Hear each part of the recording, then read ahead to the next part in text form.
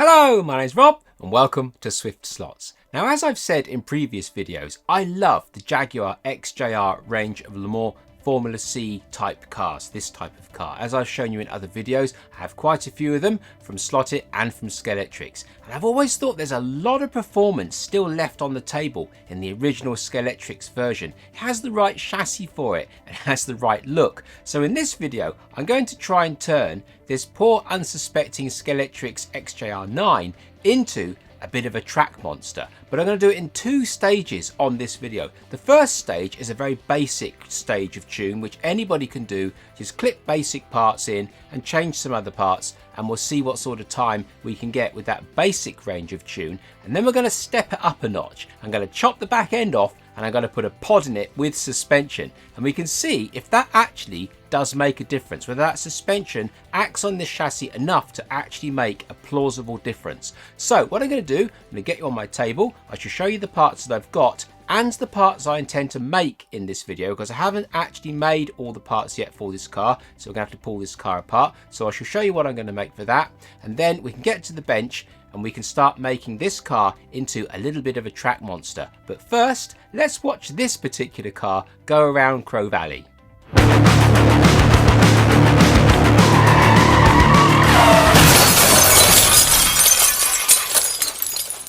Only joking, I'm not going to subject you to that run. It was horrible, mainly because the back tyres on this car are completely shot, as they all are. These cars are 30 odd years old, what do you expect? But I can't show you that run. Just look at the time and you'll see it was awful. Okay, let's get on this table and let's show you what parts I've got for this car.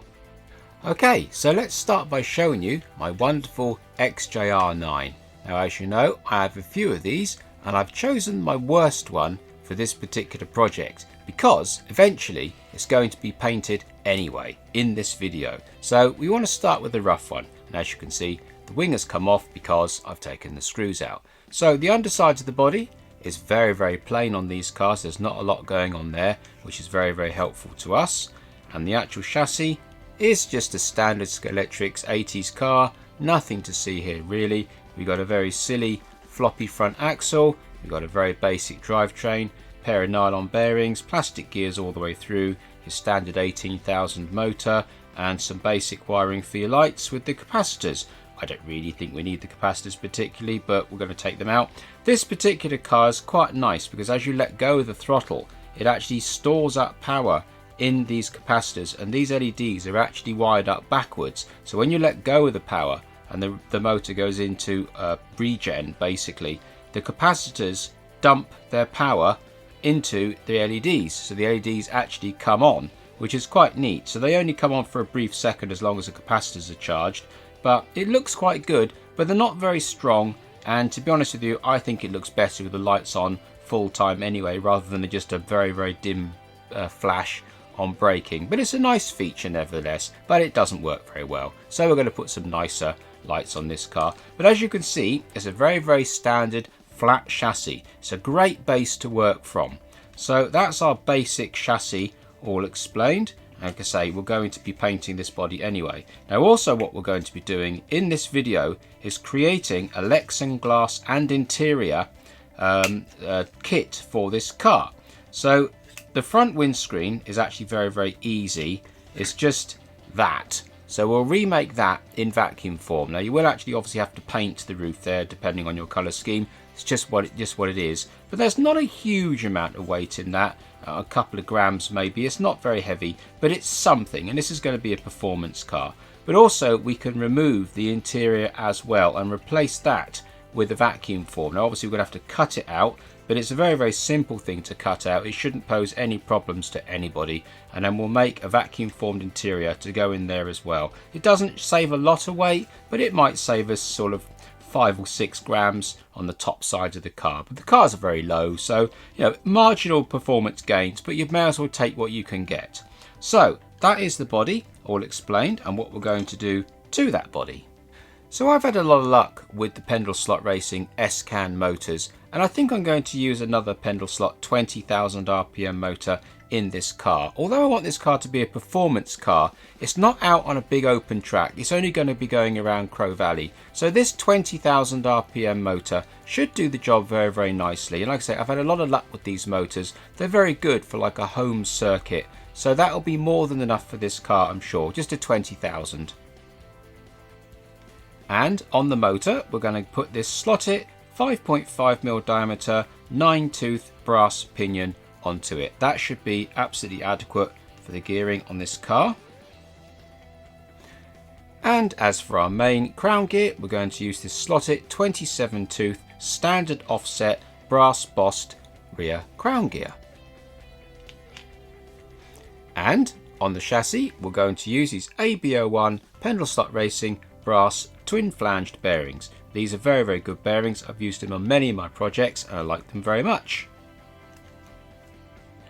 And for the axles, I'm going to use this standard pair of hardened 2.38mm axles. These particular ones are 51mm long and they're from SRP or Slotting Plus or somebody like that. I can't quite remember, but they're just standard hardened axles. You can buy them longer and cut them down as a multiple pack or just as a pair. So up to you, whatever you use, but always get the hardened ones because hardened ones are the best. And you know it's coming, a standard Slotting Plus ordinary guide. I like these guides a lot, they work incredibly well. Now, the rear wheels. I'm going to be using these Pendle Slot Racing 17-inch wheels, and they are part number PCS 32171510. And they are actually 17mm in outside diameter across that flat, and they are 10mm wide. They're a little tiny bit wider than the standard wheel. The standard wheel is around about 8mm.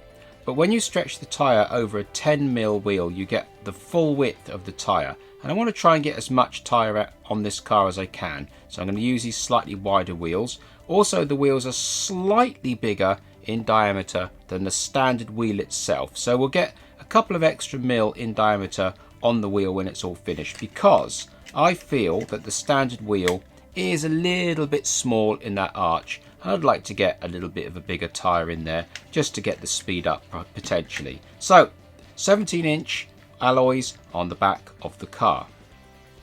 And the tyres I'm going to put on them are these awesome F15 rubber Pendle Slot tyres, and it's RT05. Now, because the front of this car has a very, very floppy axle, I'm going to be fitting one of my axle tubes into this car. And it just simply goes on like that, and there you are, you glue it into place. So I've cut this axle at 35mm long, and they're going to be available from my website along with the vacuum formed glass and interior. So I'm going to be using one of those tubes. And for the front wheels, I'm going to be using these Pendle Slot Racing 15-inch wheels. These are 15.8 on the outside and 8.5mm width, and they are PCS 32151308 part number, and they are exactly the same size as the front wheels on this car. They are absolutely the same, so when the tyre goes on them, there will be no difference, because I think these tyres on the front of this car actually work very well on the front. I have no issues with the front wheels or tyres. And for the front tyres, we're also going to be using F15 rubber, which is a little bit grippy really, but we can put nail varnish on them to reduce their grip. And the reason why we're using these tyres is because they fit the Pendle Slot Racing 15-inch wheels perfectly. And the part number for these tyres are RT03. Okay, so once we've done the stage 1 tune using all these parts in this car with the Lexan interior and glass, we're then going to move on to the stage 2 tune. And the stage 2 tune involves this slotted Sidewinder 1mm offset motor pod. And obviously moving from an inline arrangement to a Sidewinder arrangement, we're going to need a change of gear. So for that, I've got this slotted 38-tooth spur gear. And then just for fun, we're going to fit the suspension on that pod. So we're going to use the basic Slotting Plus suspension kit, and just in case the springs in that kit have already been used or I don't find them suitable, I've got a pair of these slotted medium springs all ready to go in just in case. So with that all said, let's put all these parts into this car, get the stage 1 tune done, run it round Crow Valley and see what time we get, then move straight on to the stage 2 tune using the pod and a complete repaint, and then we'll have another go around Crow Valley and see how fast she goes and how well she looks. Right, to the workbench, let's get this work underway. Okay, so like I said in the introduction there, I haven't actually made the glass or interior for this car. I'm going to be doing it right now. So we're going to start with a process that you actually need to do when you fit your glass and interior, and that is to cut out this interior. Now I need to cut this interior out anyway because I need to make the master to go in it. So I'll cut it out now and show you how you would cut it out when you've got the product. So you start by pulling out the driver. He'll just pull out like that, no problem at all. And then you get yourself a Dremel or a hacksaw or anything that you're comfortable with. I've got a Dremel here with a sort of a milling cutter on it. And all you want to do is you want to start off in that little notch in there, and you want to run around and chop out everything that's black. But you want to leave this vertical face around the edge. So we just want to extend that vertical face. And we also want to chop out the bulkhead as well, but you also want to leave a little lip around the top because we still want this rebate on the top of the cabin here so that the glass can rest on it. So let's go into fast forward quickly now and I just whiz out this for you.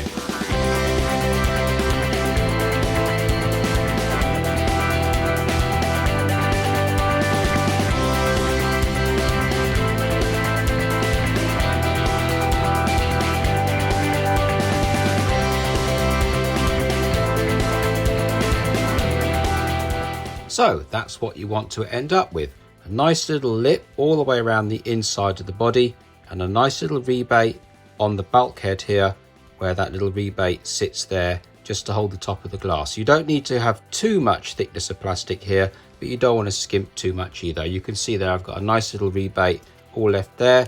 You got a nice little internal rim all around the inside as well. So now I've done that to mine, I can now crack on now and make the master for the inside, and I'll adjust the glass that goes in the standard body to do the external glass part as well. So I will crack on with that now and I'll get back to you when it's done.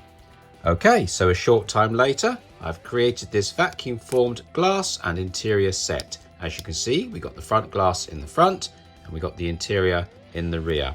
And you'll notice that the dashboard is actually fairly close to the shape of the original dashboard in the XJR9, as opposed to the Scalextric one was a little bit out. And we've also got a full-size driver in there, as opposed to Mr. Stumpy Arms that used to live inside the Scalextric's XJR9. So the big question is, what is the weight saving? Now here is a body that I've got that I've done nothing to yet. I have a few of these, so quite lucky really. So this has had its glass taken out of the front. We do have the full cockpit with driver and original glass, and that is it. So that weighs 20.87, let's call it 20.9 grams in total. And then the same body that I've cut out, also without the glass, so this is exactly the same here. So the body and my vacuum set, which hasn't been trimmed yet, weighs 15.48, so let's call that 15.5. So there we are. So we've lost about 6 grams of weight. Okay, so now we've created the pack and we know that we've saved about 5 to 6 grams on the standard car. Now we need to think about how to cut it out. So what I discovered is after you've trimmed out the whole interior, I found it best to just take away the edge of the inside of the body. It doesn't take much. All you need to do is get a blade and just scrape that internal corner off of the inside here, just to create a little bit of a bevel, because on a vacuum form it's very, very difficult to get that internal angle there really sharp. So it ends up being just a very slight web. So you just need to clearance the underside of this body here, just so that that web has got somewhere to go. And I also noticed that it's easier if you just notch this little tiny piece at the back here. There is actually technically a notch kind of there. It just needs to just nibble it out. And I just find that the glass and the interior fits in better with that little corner there just taken out as well. So with that in mind, also it's worth using a pair of good quality Lexan scissors. You can cut it out with any scissors really, but I find the Lexan scissors best, and I've got a pair of straight and curved pendle slot racing Lexan scissors, which I use quite often and I find them very, very useful. Also, we're going to put the glass in with a little bit of aluminium foil tape, which you can buy from any DIY store. It's for insulation board. So where best to cut this vacuum form? So you'll notice that we've got a little bit of a flat here with its notches, and then we've got the bulkhead over here. So if you put a knife in between those two, you can actually slice down between those two moldings just like that, and then the same on the other side, just like that. And now we've got two pieces. Now the actual interior, you'll notice that there is a flat just here. You got the main piece, the main dashboard there, and then there's the first flat, and you want to cut all the waste off at the end of that first flat.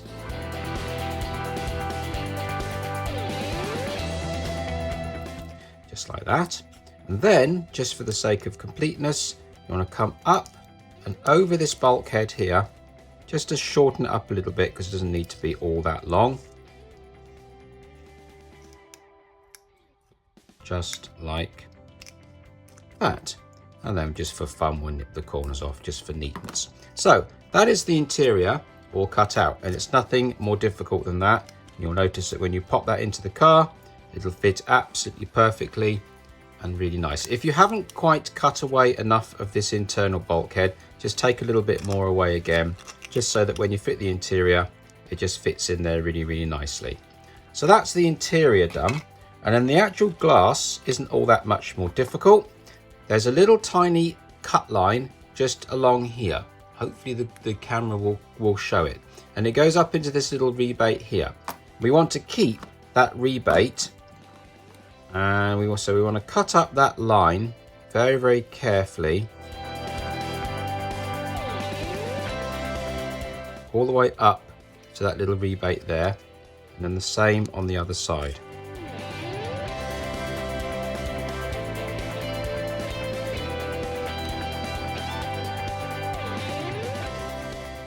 Like that. And then you want to come inside that little rebate there and just nip out the internals, and then you should be able to just pull off the waste like that. So that's that. So you'll leave that little tongue there, and then you'll notice that there's a flat just here. We want to cut the glass at the end of that first flat. We're only leaving a little tiny rebate on there just so that the glass can't pop up back up through the bodywork. So we just want something that just restricts the glass from popping out the body. So we don't need to be too specific here.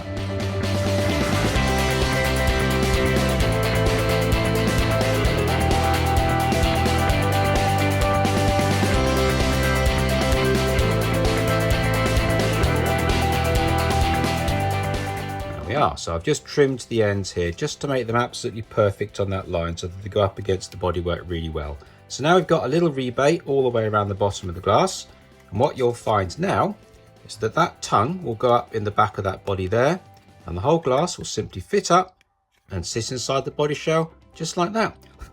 Get rid of the rubbish, and there we are. That's it. So the back glass will fit in there absolutely perfectly, just like that. And then the interior will then drop in afterwards, and there we are. So that's the glass all fitted, all ready to paint. So all we need to do with the glass and the interior now is just scuff up the inside of this body here on the top with a bit of Scotch-Brite pad, give it a bit of colour, and then the body, we'll leave the body for now because this car is going to go into a different paint job at the end of this video, so I don't want to commit this glass to any particular colour right now. So what we'll do is we'll just tack in the interior with a little bit of foil tape, we'll tack in the glass, and we'll crack on with the rest of the chassis build so that we can get the stage 1 tune done and we can get a track time for that level of tune.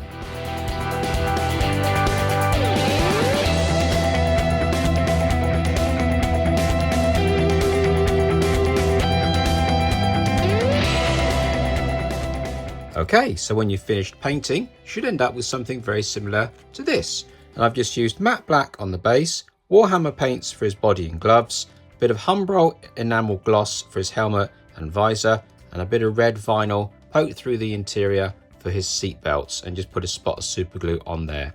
So, like I say, we're not going to fit this glass in permanently. We're just going to pop it in for now, just so that we can have something on the car so we can look at it as it's running around the track for the stage 1 tune. So we're just going to pop a couple of little bits of silver foil tape on the inside like that, and then we'll pop the interior in just loosely, just for now, making sure it's all nice and square and in there properly. And then we'll just pop the silver foil tape just down like that and just tack it into place. And there we are. So that's the interior in with the glass in, just loosely for now. Right, so now we've finished the body, for the time being at least, I think we'll turn our attentions to this chassis. So the first thing we need to do is completely strip out everything that's actually on this car. It's very simple, it's a job of just unclipping everything. It all falls out with no trouble. Okay, so that's the chassis all stripped down nice and clean, and I've given it a little bit of a scrub with some hot soapy water and a paintbrush, and then we've got a nice clean chassis. So what we're going to do now is we're going to start putting all the parts in for this first stage tune. So the way that I like to put in bearings is put them on the shaft first, and that makes sure that they go in nice and straight, and I just find it makes it easier so that when they do clip in, the axle actually goes in nice and straight first time. Because if you put them in individually, they can be a little bit wonky, and sometimes the axle doesn't flow. Sometimes you see me on this channel just sort of mess around with the angle of the bearing to try and get it right. But if you put them in together, just as one shot, it makes it a lot easier. So that's that. So let's pop this pinion gear on this motor as well. I think that's close enough for now. So that's the pinion on, and then we'll pop this gear in, and then the back axle in place as well. There we are. So that's the back gear in, and we can offer the motor in again and see how close I got that pinion. I'll take it. First time. That doesn't happen very often, but I'll take it. Right, so what we now need to do is just pop these tires onto these wheels. Okay, like that. So that's it. So that's the back end all in and fitting an awful lot better actually than the original Scalextric equipment did. So if we just offer the body back up again now, just briefly, then we can just see what our widths are like. So that tire there is a little bit wide. And there we are. So that is just about right. So the tires are more or less flush with the outside of that body. In fact, they're just about exactly flush. And there we are. And as you can see, I think those back wheels fit an awful lot better. Don't be distracted by the fact that they haven't got any wheel centers yet. I'm actually going to fit spats on the back of this car, so you're not even going to see those rims when I finish with this body. But if you put a wheel center in there as well, I think that would look a lot better. So that's the back end completely finished. Now we just need to turn our attentions to the front end, and for that we need to really start with fitting the guide. Okay, so turning our attentions to the front end, you have to balance the height of the guide to the size of the wheel, to the aperture in the body, to how low the car sits, and a few other things. But because we're going to stick to the same size wheel as what comes with the kit, we're kind of stuck with what we've got here, which limits how far down we can get the front of the car, because otherwise the front of the wheel arch, just up here, the top of the wheel arch will actually hit the top of the wheel. And as you can see, there's not a lot of plastic there to remove to be able to get the car down lower. So we're stuck with what we've got on this car. If I was to use a smaller front wheel, I could get the front end lower, but we're not. So anyway, long story short, what I've done is I've made this spacer in plastic card, and this plastic card spacer simply goes over the Slotting Plus guide like that. You've probably seen me make these many times on other videos. And like just to sort of summarize here, that little thing that I've just said there is just to do with the thickness of this spacer. And this thickness of this spacer is 1.5 millimeters. Kind of a long-winded way of saying you have to use a 1.5 millimeter spacer for this next stage if you're going to use the standard size wheel. If you're going to use a smaller wheel, then you can get away with a thinner plate. But I'm not in this job. So 1.5 mil spacer it is. Long-winded way of saying that. So with that said, showing you the spacer, what we now need to do is fit this guide into this car. So the standard guide, yeah, you could put a bolt in it, it would work. It's not brilliant. I'm looking for a little bit of performance from this car, so I really want that guide nice and stiff. So what I need to do, first of all, is drill out that hole in there, just like that, to 4.1 millimeters. Then what I do is I get my piece of tube that I sell with my Slotting Plus tool guide, and I just rough up that tube like that. Then what I do is get a little bit of super glue and just put a little dot on the tube itself, and you don't need much. Just like that, just to wet it. Then you get your tube and you ram it in that hole as quickly as you can, like that. There, just like that. And then you just trim off the tube like that, and then you can trim off the other side as well, like that. And there we are. That is the insert in. And all we do then is we ream this tube with the reamer until the guide is an absolutely perfect fit in that hole.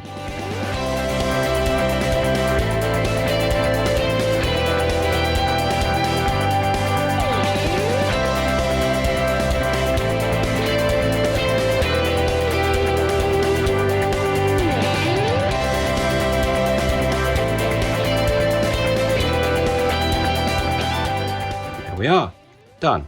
So that guide now is a really nice fit in that hole. It goes all the way to the bottom. There's absolutely no play in that guide whatsoever, yet it is nice and free to turn. Now what we need to do is we now need to remove the plastic between these two holes.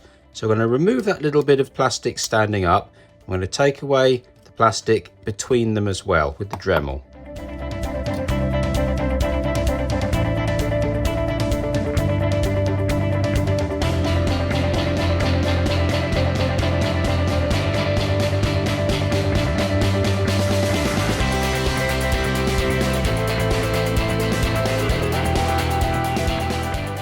We are all cut out, ready for our wires to go through. So I've put the guide back in. I've given it a little bit of an extra tickle with my guide reamer. Now it's still nice and firm, and as you can see, it's very, very easy to turn with the paintbrush. That's how nice and free it is to turn, and it's not wobbly at all. So that's the guide basically finished. So there's one last step that I like to do to these guides, and it involves drilling out that hole to about 1.9 mil, and that means that the screw is barely gripping inside that tube. And that's deliberate, because as you put the screw in there, it swells this tube, and because we've now got such a nice fit in the chassis to this guide, when that tube swells, it stiffens up the guide. So by drilling that out to 1.9 mil, you actually stop that from happening, and you don't really need an awful lot of gripping in this screw to keep that guide all in place. It really doesn't need very much at all. So just by drilling it out to 1.9 mil, there's still plenty of thread holding that guide in, and the guide is still nice and free to turn. So that's a little trick. Right, now we've got our guide in, we now got a datum for the bottom of the chassis. Now, like I say, I would have liked that chassis a little bit lower than that, but we are dealing with standard size wheels on this build. So what we need to do now is get the front end together. So what we'll do, pop these tyres on these rims, and then we'll set up the front axle briefly. Okay, so once you've got that point there, where your wheel is on the tyre and the axle is in the wheel, we just want to put the axle tube onto that wheel there, and then pop the other wheel on, and we don't need to worry about the width too much at the moment, and then nip it up like that. So we've now got our front assembly all together. Now what you'll find is that the axle actually needs to be somewhere near the top of these axle holders. Now there's actually a little restriction on there, so what we want to try and do is we want to try and nibble that restriction away just a little bit on both sides, so that the axle can pass through it, but it still centers the axle. That's almost there, to be fair. Might be easier if you just file it.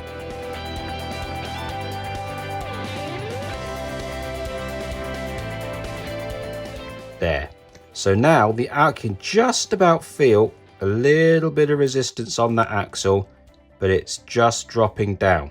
So next what we want to do is you want to scratch up this chassis here Really give it a real good scratching, because we're going to put car body filler in this section here, because we're going to car body filler into place that front axle tube, and that will set the height of this car.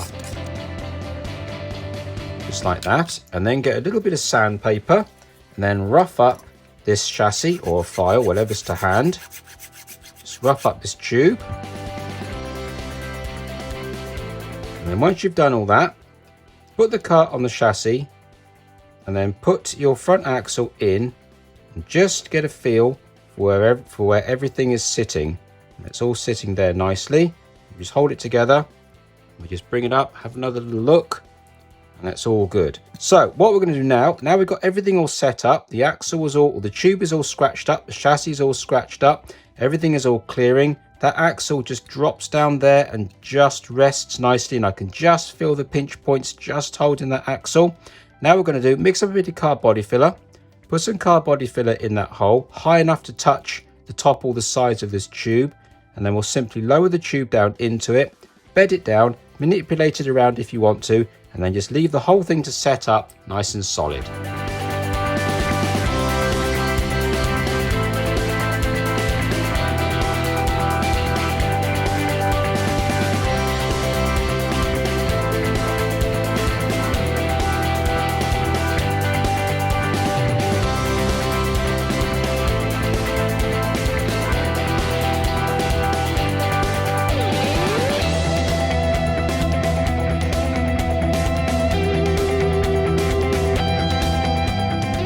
And then once your filler is dried, you should end up with something very similar to that. I cleaned this up when it was still wet with a wet stick, and I just ran across it just to smooth it out to minimize my amount of work that I've got to do now. And that is just clean it up with a scalpel if needed, run a little bit of sandpaper over it, and then paint it black.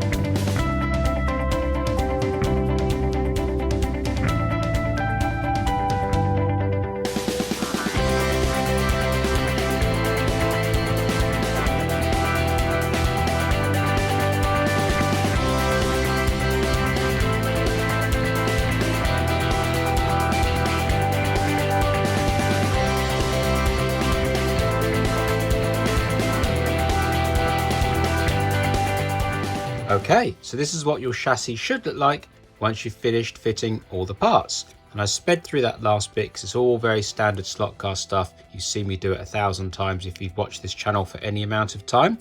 So I fitted two 1.3mm brass spacers on the front axle there to limit the side float. I fitted some 26 gauge silicone wire. I also sanded down my guide spacer plate by 0.2mm because I fitted some 0.2mm copper braid, so that's now got my height perfect. And if I put the car on the setup plate, move the back wheels, you can see the front wheels are turning, but they are also very free to turn just with my fingertips. And I've also added in enough lead to bring the whole car up to 95 grams exactly. So with the car now basically at the end of its first stage tune, we'll pop the body on, we'll pop the spoiler on, and then we'll take it around Crow Valley and see what sort of time we get.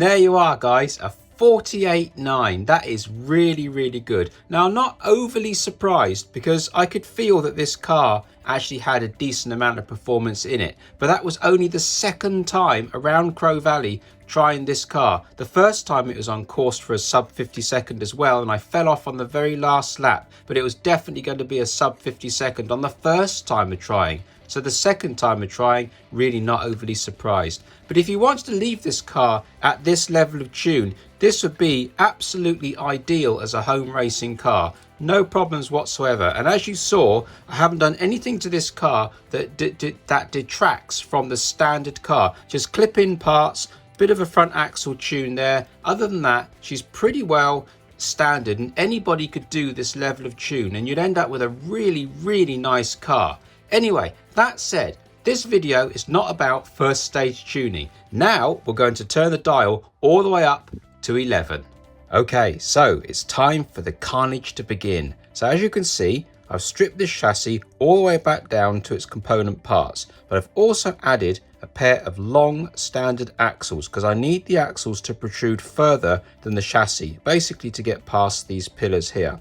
I've also got a pair of these plastic coffee stirrers. Now you don't have to use coffee stirrers, you could use pieces of wood or cut off plastic card or brass or anything you want. You just need something much longer than the wheelbase and something that you can drill a hole into and then ream the hole to fit the axles well.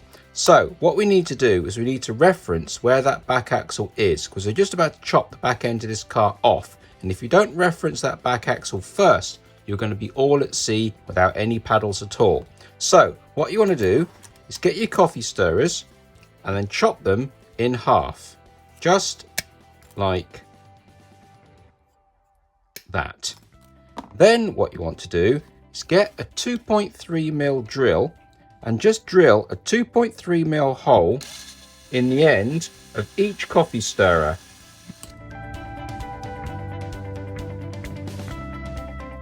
Just like that. Then once you've got your holes in the end, you want to get yourself a scalpel. You can actually do this with a file as well. You can back file it and you can actually open up the hole using the backwards motion of a file.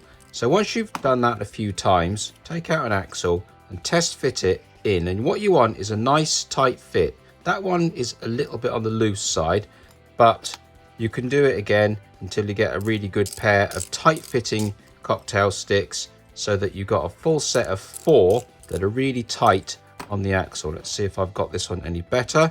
There, that's better. You want something like that, so it holds like that. I'll just cut another one of those in a second now, and I'll come back when I've done that.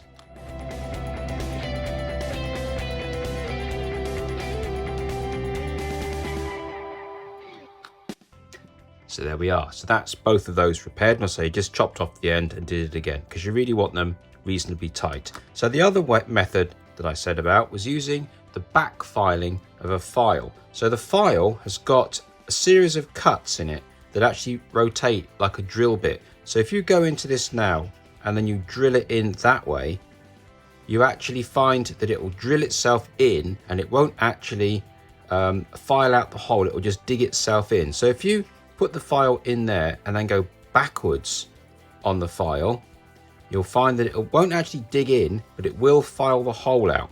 And then you can use that method to gauge how tight that hole is. So just by back filing just a little bit on each side, and then you can get yourself a nice fit. It's actually a little bit slower than using the scalpel like I've just done, but it's a bit more accurate.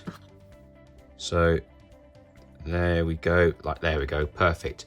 So that's that. So let's just do the last one and then we'll get back to you and I'll show you the next stage.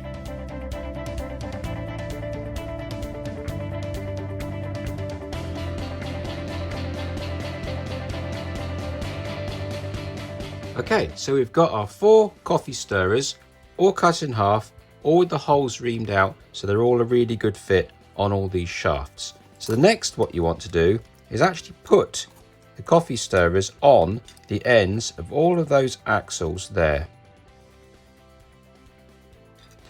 Just like that, all roughly even to the length of the shaft, and keep the whole thing square on your setup plate. Then you want to bring all of those coffee stirrers over to face each other just like that. And then we need to put a spot of super glue on one side of one of the coffee stirrers, something like that.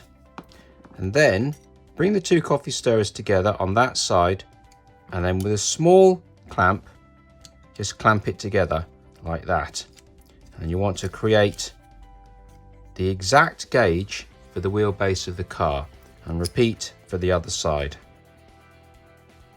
Just like that. And then leave that to dry thoroughly for as long as it takes for everything to set up nice and strong. And then once it's all set up and you're done, with a Sharpie, just mark left and right or some other identification so that you know that each of these sticks goes back in exactly the same place as how you've just glued it here.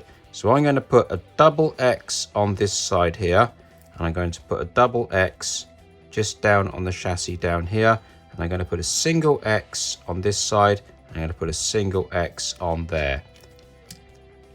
Okay, so now that some time has passed and my glue is dry, I can now remove my gauges as what they are now.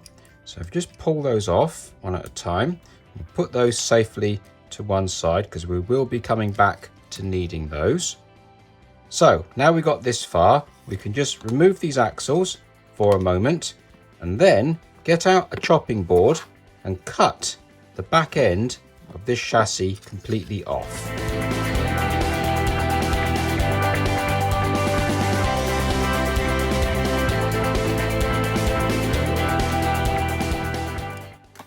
Just like that. Don't throw that away though, because we will be needing this back end for detail later on. Okay, so now the back end is chopped off, we can also remove these old motor mounts because we don't need those anymore either. May as well take off those pips as well while we're here. Just like that. Right, now we need to put back the front axle and also these gauging sticks like that. And then we want to turn our attentions to the pod. Now I've actually decided to use this larger pod set purely because the gear ratios in this packet that's pre-prepared are much more favorable to what I want. This gear ratio in here works out to be approximately 3:1, which is roughly what the original gearing was and what is kind of standard to most slot cars, generally speaking. Whereas the green gear that I was going to use with an appropriate pinion, that would worked out to be around about 4:1, which is much too slow for this car. And I've obviously bought that gear for one of my 24th scale projects where 4:1 is a little bit more favorable. So we'll go with this pre-made set. And as you can see, there is the part number there, KK12B. And you can get these from Pendle Slot Racing, no problems at all. Right, so what we now need to do is we now need to liberate the chassis, or the pod should I say, and also both of its bearings, which are there. So next thing we need to do is we need to get these bearings into this pod.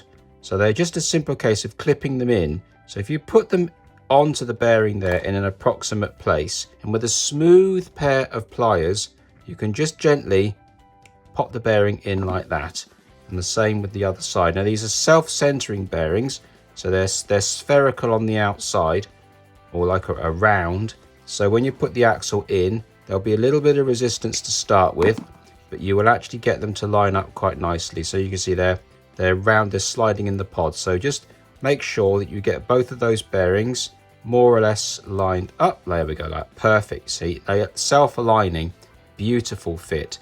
So once you've got to that stage, what we then do is we mount the whole back end into the car using the gauging sticks that we've cut, and then slide everything up so it's all nice and parallel and looking very neat and square and straight, just like that, more or less. Let me just see if I can get that a little bit better.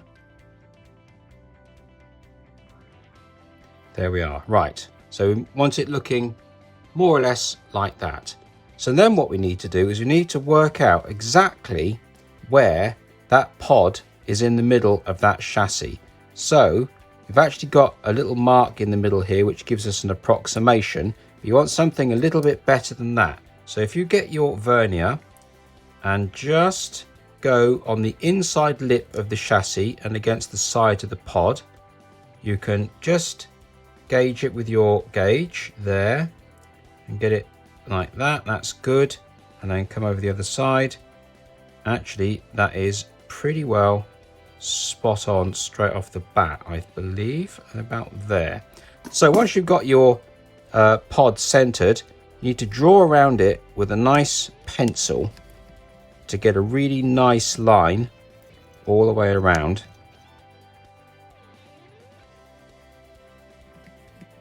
Make sure you get a really good mark so you can see it. And then you want to get some paint, white paint ideally, and a cocktail stick. Come back to that there and make sure that's still lined up nice and straight. It's kind of critical at this particular point rather than when you're marking it out. When you're marking it out, the cut line is not so important because it's just clearance for the pod. But when you're doing these marks now, it's more important because you're going to put the actual fixings on there. So to double check that, make sure that's 100%. I'm happy that that's square.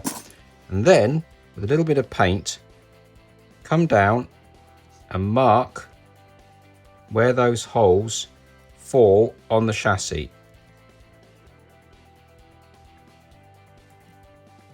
Like that.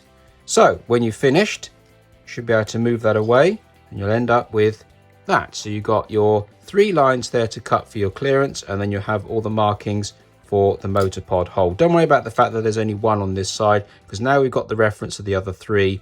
That one there or the next one out, if we choose to use these little extensions, that will become obvious in a minute. So what we can do now is take off all of this contraption, whoops, and simply cut out the 2 sides, or 3 sides rather, of the motor clearance. So what you can do is you can always double check that clearance there and there, and you can just double check to make sure that that line is perfect. As you can see, it pretty much is. So we're safe to cut down, across and back up again for the clearance for the pod. So let's get the hacksaw out again and chop that out.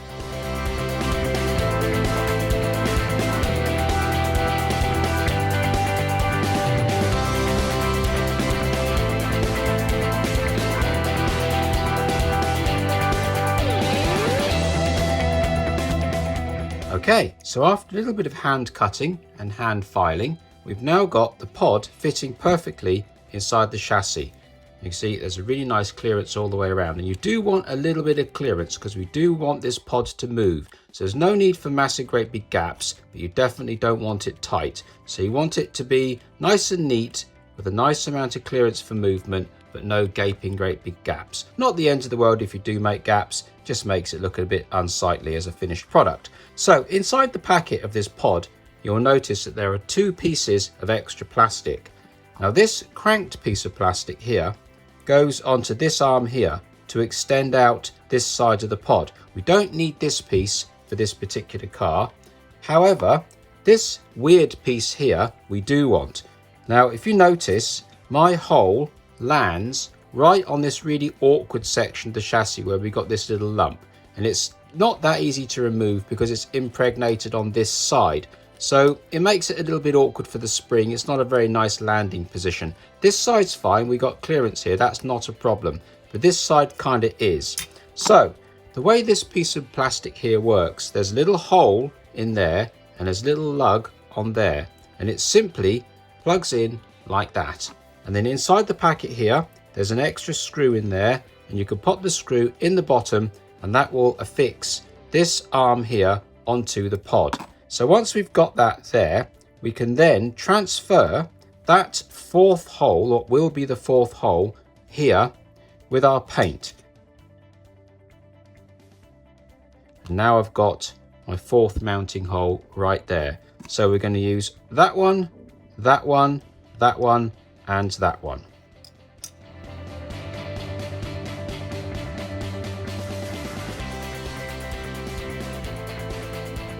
Okay, so I put the screw in that little arm there, and I've reset up my gauging sticks so I get my axles exactly right. Now we need to drill the 4 holes to hold this pod in. So what we're going to do is we're going to drill the two front holes at exactly the same size as the actual pilot hole in the pod, which is 1.9 mil. So you want to try and keep it as square as you can and just gently take away the plastic to create the hole in there. Now what we want to do now, open that up and then open that hole up to 2.2 mil. Like that. Then we can fold the pod back down again and then put the screw into that singular hole. Now what that's done is it's fixed everything into place. So now we're safe to go again and drill another 1.9 mil hole in the other side.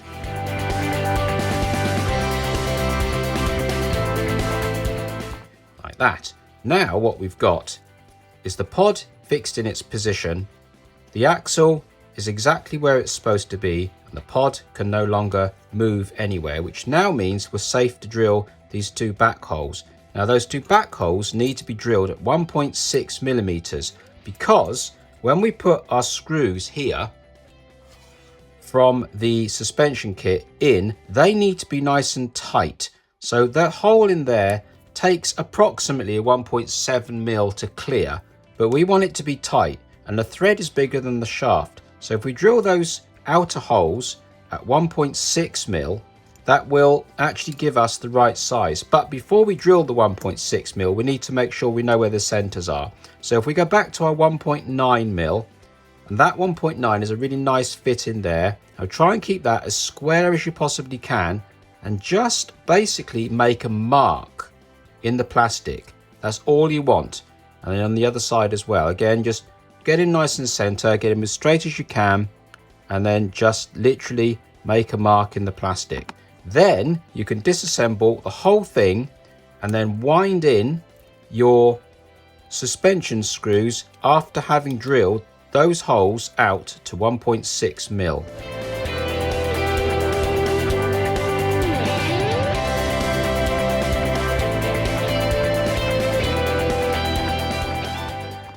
Just like that. So we're now ready to screw the pod back in for the final time. So when you've finished screwing your pod into your chassis, you should end up with a pod that falls very, very loosely. Hopefully that's coming through on camera. If not, just tickle those posts forwards, backwards, left or right, just to free them up. Do not be inclined to open these holes up on the pod because you don't want that pod to start moving around but in slack holes. You just need to adjust those until the drop is nice and free. So the way to mount your suspension is simply to put the spring onto your post just there and then take the aluminium cap, pop it on the top of the spring and then try and turn it to get it started without it flying across the workshop. And if you can achieve that, you should end up with a very nice suspension system just like that. Right, okay, so let's assemble this rest of this car now and I'll show you a couple of other oddities with this car that we just need to address when it's all put back together again.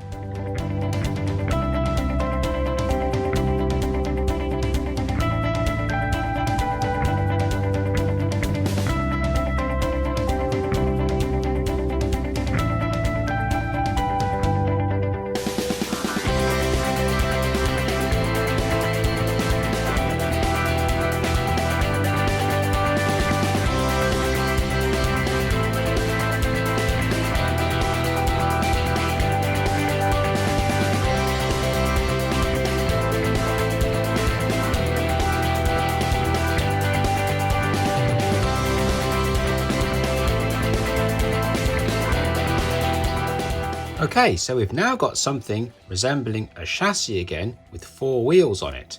Now there's a couple of very subtle changes on this car that I just want to show you. So the first one is the motor. Now the original pendle slot motor was an AC4 20,000 RPM motor, this one here, with the shaft coming out the plastic end. Now the slotted motor pod doesn't take that style of motor because there's more clearance over this side than this side. So this particular slotted pod takes a motor shaft coming out of the metal end. So I've swapped my AC4 pendle slot racing motor for an AC6 Pendle slot racing motor.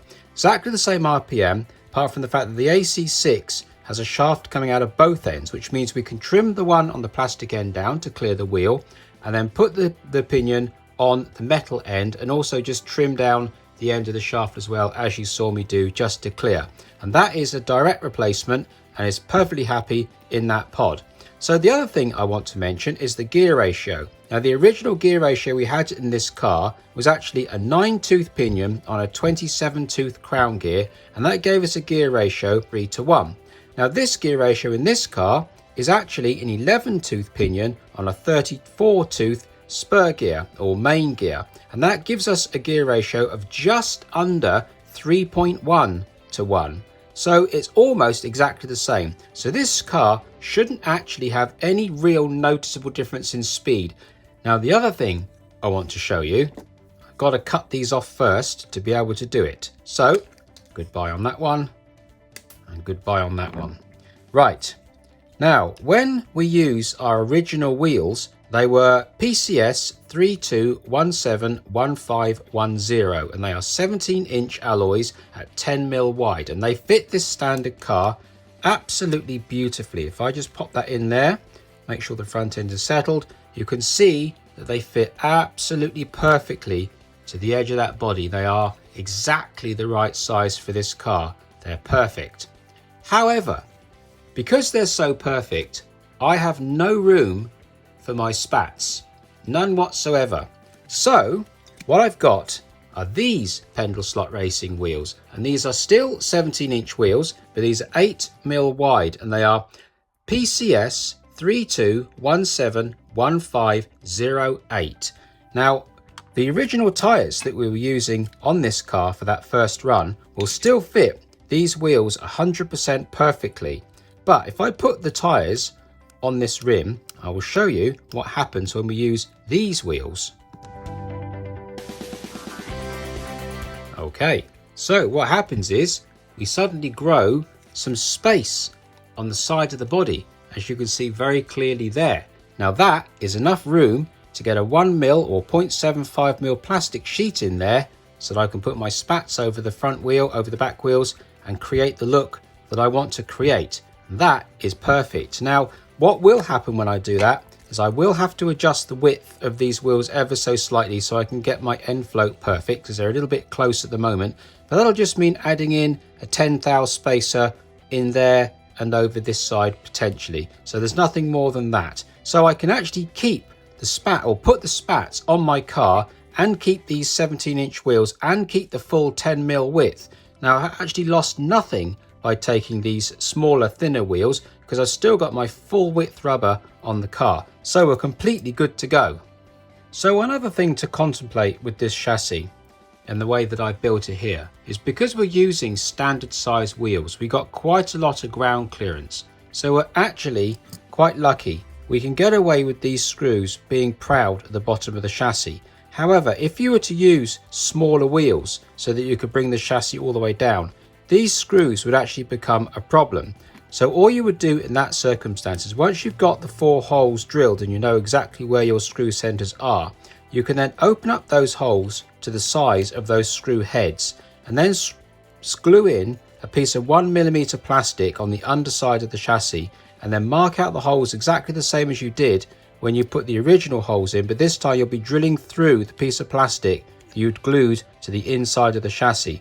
And what that will allow you to do is to sink these heads down flush with the chassis, and that is how you would get away with putting smaller wheels all the way around and lowering the chassis down. But like I say, we're not going all the way with this car, we're just going a long way to improve its performance. But if I really wanted to go all the way with this car, well, I'd buy a slot it, wouldn't I? But if I was going all the way with this car, I would just then recess these screws so I can sink it down on smaller rims. But that's perfectly good enough for this particular car and where we're going in this project.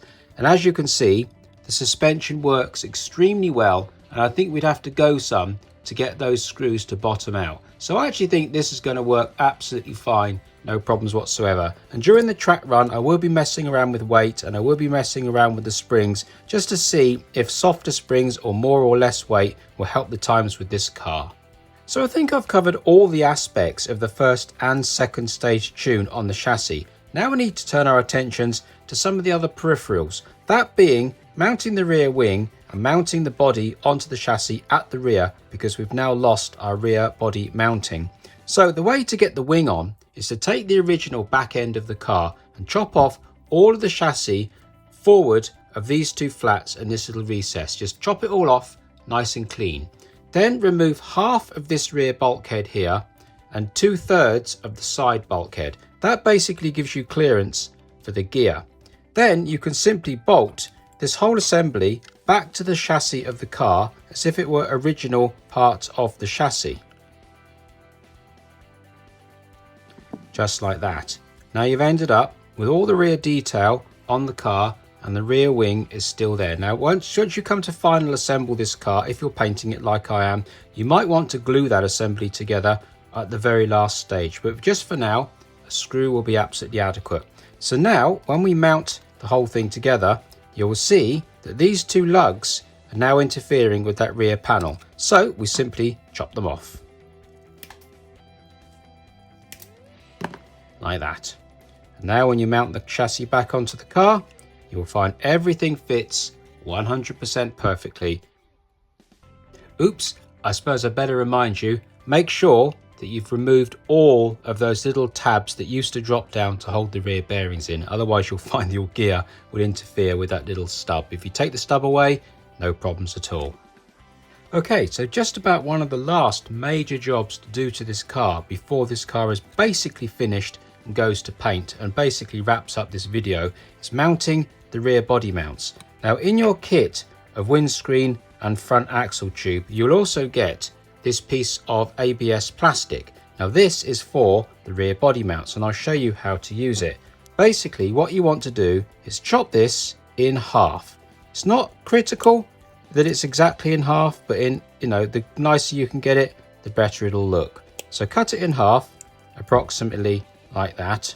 You can dress it with a file if you want to afterwards, and then elect one side that's going to go against the body and give that a nice scratch up with some sandpaper. It wouldn't actually hurt if you just mark it, so I'm just going to sort of put a mark like that, and exactly the same with the other side here.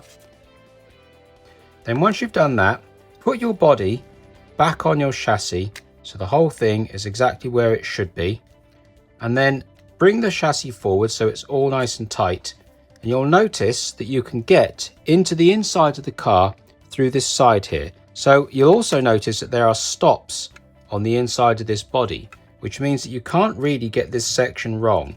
So hook the chassis into the body and get the chassis all the way up nice and tight to the body and forward so it's up as far as it can go, and with a pencil inside there, draw the top of the chassis. That pencil just there, and the other side as well, just like that. So when you take the chassis away, you end up with a line here and a line on the other side. Now these two ribs here, if you come at the beginning of the first rib just there and then make a mark on the inside of the body like that, and exactly the same on the other side like that. Then you want to get a piece of sandpaper and then scratch up the inside of the body in this section here, because we're going to be gluing that piece of L bracket onto that area there, just like that.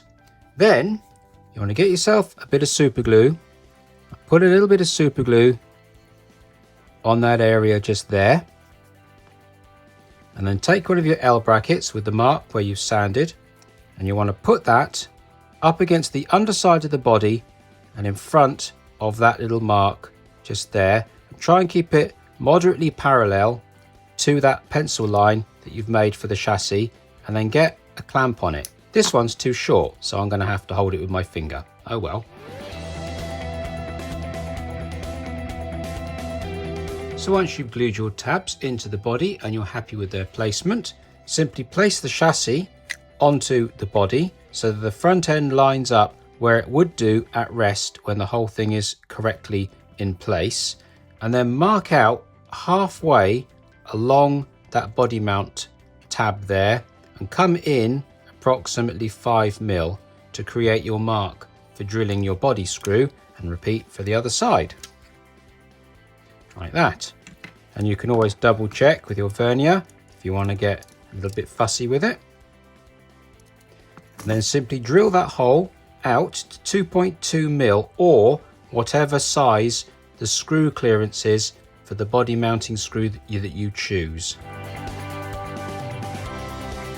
So once you've drilled your hole to 2.2mm or whatever hole is needed for your body mounting fixing, you simply put the body back on the car, and using the same trick as we used for mounting out the holes for the pod, use that to mark those holes through the bottom of your shell so you know exactly where to drill the receiving hole on your body shell, like that. Take off the body, and now you should have 2 marks. The first one didn't come out too clear, but it's right there.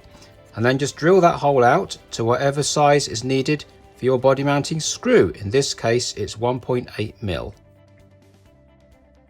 And then you are free to simply screw your body together using the original front mounts and the rear mounts that we've just created. Just like that.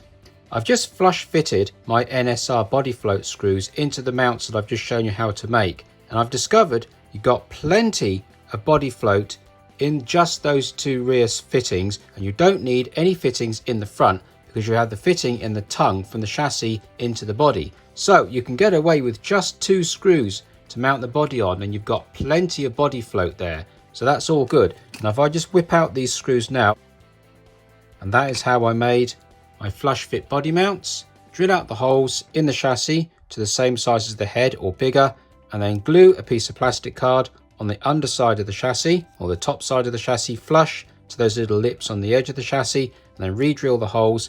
And that's how you make your flush fitting body mount screws. So that is pretty much the entire job done. So what we're going to do now is fast forward and get this whole bodywork completely painted. I'm not going to go into detail because I've done it many times on this video, on this channel anyway.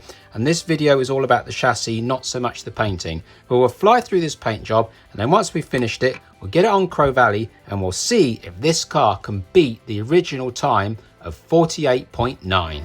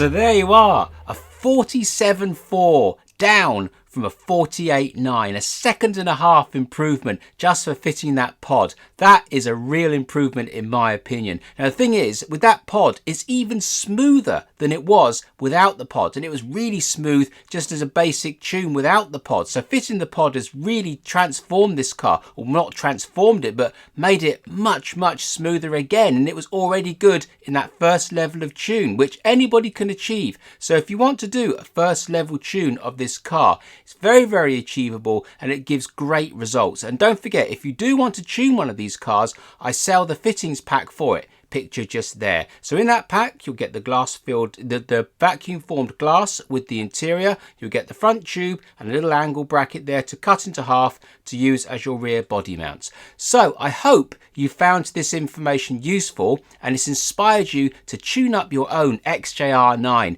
and if you do, don't forget we sell that pack. So hopefully you've enjoyed this content, and if you have, maybe you'll subscribe, and if you could hit the little bell button, that would be awesome. So until the next time, thank you very much.